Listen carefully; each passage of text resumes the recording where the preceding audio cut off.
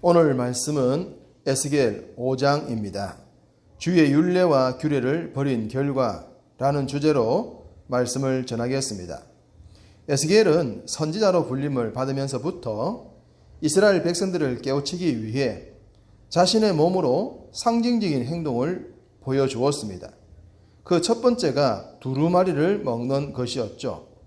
실제로 먹었는지는 모르겠습니다만 어쨌든 음식도 아닌 두루마리를 먹어야 했습니다. 두 번째는 밧줄에 묶여서 930일과 40일을 각기 한쪽으로 누워 있어야 했습니다. 실제로 이 기간 동안 누워 있었느냐에 대해서도 진위를 따질 수 있습니다만 그것이 중요한 것은 아니지 않겠습니까? 세 번째는 쇠똥으로 구운 떡을 누워 있는 기간 동안 먹어야 했던 것입니다. 사실 하나님의 선지자라고 하면 좀 특별한 모습을 기대하게 되는데요. 에스겔은 그런 모습을 많이 보여주지 않습니다.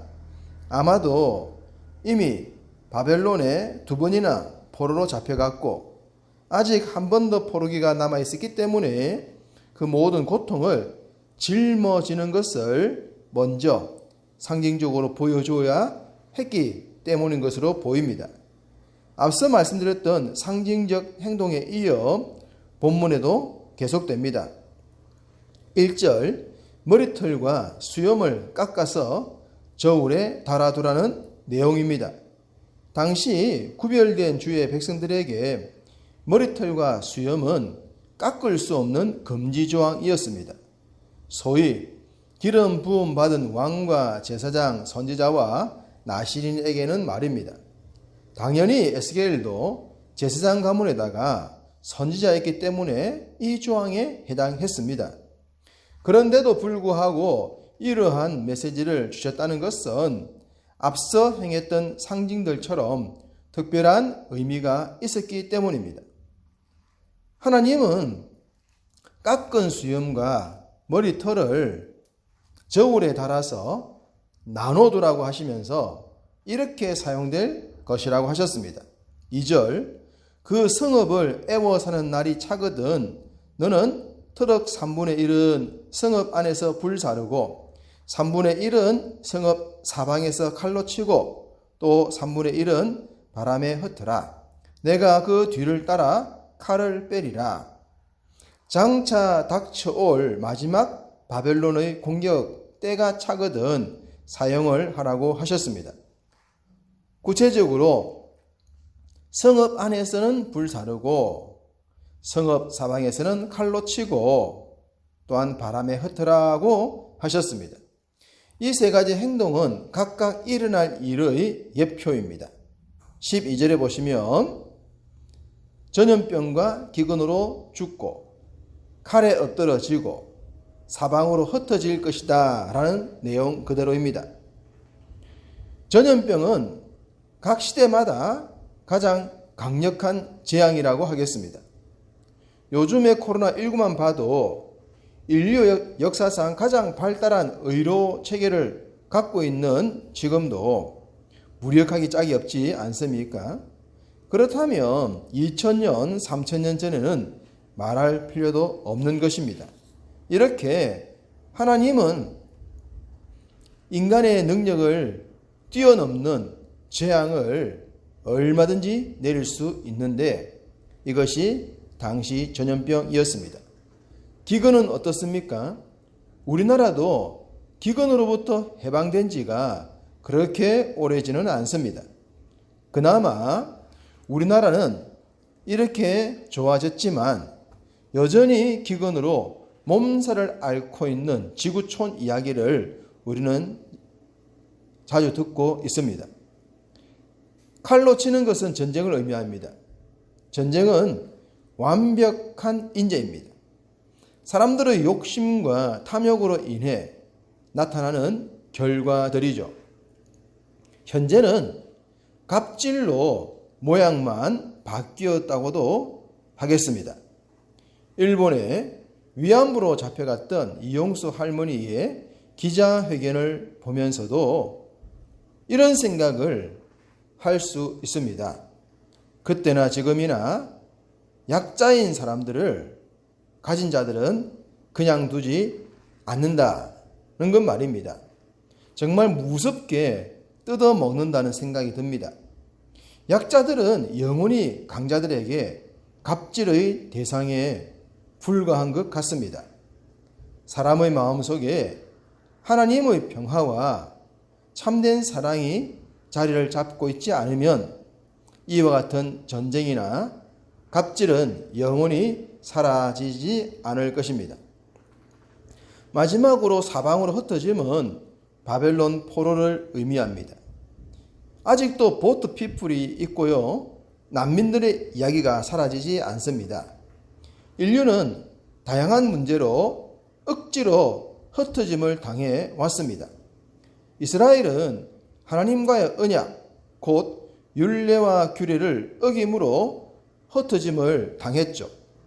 조국을, 고향을, 집을 잃은 사람들은 한마디로 개고생이라고 할 수 있습니다. 하나님을 대적하면 이러한 개고생을 피할 수가 없습니다. 이스라엘은 이런 고통을 당할 수밖에 없는 이유가 있었는데 본문은 분명하게 말씀합니다. 6절, 그가 내 규례를 거슬러서 이방인보다 악을 더 행하며 내 율례도 그리함이 그를 둘러있는 나라들보다 더하니 이는 그들이 내 규례를 버리고 내 율례를 행하지 아니하였음이니라. 하나님께서 이스라엘을 선택하시고 우리를 선택하신 이유가 뭡니까? 세상의 빛과 소금이 되는 것이고 구원의 통로가 되는 것이지 않습니까? 죽은 영혼들을 살리기 위함입니다. 그런데 이스라엘은 세상의 길을 따르고 말았습니다. 아니, 더 세상적이 되고 말았습니다. 힘을 정의로 삼는 제국주의를 타파해야 함에도 불구하고 더 제국주의화 되었습니다. 주의 규례와 율례를 헌신짝 버리듯 버리고 만 것입니다. 예수님은 아브라함의 자손임을 자랑하는 유대인들에게 이러한 말씀을 하셨습니다.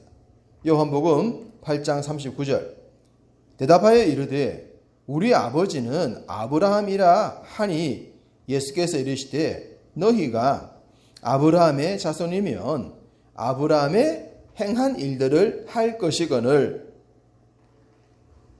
우리만 선택을 받았고 우리만 구원을 받고 우리만 의롭다고 자랑하는 것은 아무런 가치가 없습니다. 아브라함의 자손답게 아브라함의 행동을 해야 하는 것입니다. 아브라함이 믿음의 조상이 되어서 세상을 구원하는 통로가 되었듯이 세상을 향해 생명과 행복과 축복의 통로가 되어야 하는 것입니다. 그러나 이스라엘은 세상보다 더 악한 길을 가고 말았습니다. 그러니 어떻게 심판을 피할 수가 있었겠습니까? 8절, 내가 너를 치며 이방인의 목전에서 너에게 벌을 내리고 11절, 나도 너를 아끼지 아니하며 긍휼을 베풀지 아니하고 미약하게 하리라. 불신자들이 우리를 보면서 하나님의 공의를 느끼게 하시겠다는 말씀입니다. 우리는 우리 주변에서 교회 다닌 사람들은 이러해야 한다는 말들을 듣지 않습니까? 당시도 그러했습니다. 출애굽 후 가나안에 정착할 때 이미 이스라엘의 정체성을 주변국에 알려져 있었습니다. 다윗과 솔로몬 등의 왕들을 통해서도 전파가 되었고 그런 주의 법도를 당연히 이스라엘 백성들은 지켜야 했는데 오히려 불신자들에게 손가락질을 당할 정도로 부패해버렸고 망해버린 것입니다. 9절, 내 모든 가증한 일로 말미암아 내가 전무후무하게 내게 내릴지라. 10절, 아버지가 아들을 잡아먹고 아들이 그 아버지를 잡아먹으리라. 무서운 말씀들입니다. 전무후무한 재앙, 이것이 선택받은 백성들에게 임한다는 사실이 아이러니합니다. 사람이 사람을 잡아먹는다는 것은 입에 언급하기조차 혐오스럽지 않습니까? 그렇지만 당시 이스라엘은 실제로 그러한 상황을 경험하고 말았습니다. 주의 율례와 법도를 지키는 삶은 우리 자신을 살리는 길이요 세상을 살리는 길임을 잊지 않아야 할 것입니다. 하나님은 이스라엘을 심판하신 것이나 그런 후에 고쳐 새롭게 하신 것 뿐만 아니라 우리를 붙들고 세상을 살리는 일에 절대 포기하지 않으십니다. 그러한 하나님의 의지를 표현한 말이 있습니다. 13절 나 여호와가 열심히 라는 내용입니다. 세상에도 열심에 빠진 사람들을 말리기가 참 어려울 때가 있습니다. 그렇다면 전능하신 하나님은 어떠하시겠습니까? 바울은 하나님의 열심으로 너희를 위하여 열심을 낸다고 고린도후서 11장 2절에서 고백했습니다. 우리도 이 고백의 반열에 들어야 하지 않겠습니까? 하나님께서 이 땅에 이루고자 하시는 선하고 복된 일의 도구가 되시기를 원합니다. 하나님의 열심을 따라 성실하게 이 하루도 행동하시는 여러분 다 되시기를 주님의 이름으로 축복합니다.